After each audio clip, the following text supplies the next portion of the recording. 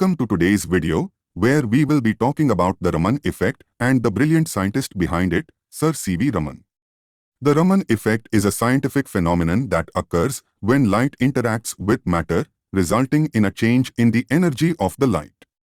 C.V. Raman, an Indian physicist, discovered this effect in 1928 while working at the Indian Association for the Cultivation of Science in Kolkata.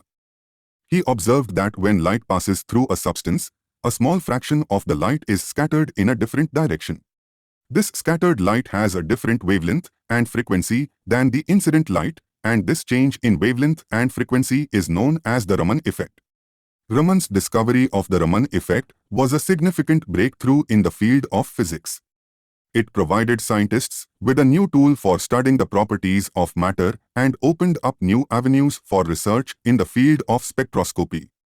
In recognition of his contribution to the field of physics, C.V. Raman was awarded the Nobel Prize in Physics in 1930. He was the first Indian to receive this prestigious award. 28th February is celebrated as National Sikh Day to acknowledge his achievements. Dr. C.V. Raman was not only a brilliant scientist but also a great teacher and mentor. He inspired many young scientists to pursue a career in science and contributed significantly to the development of science in India.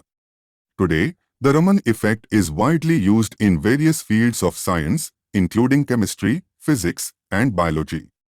It is used in the analysis of materials, the detection of diseases, and the study of molecular structures.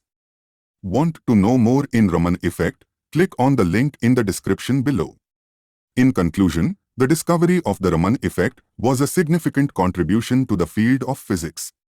It provided scientists with a new tool for studying the properties of matter and opened up new avenues for research in the field of spectroscopy.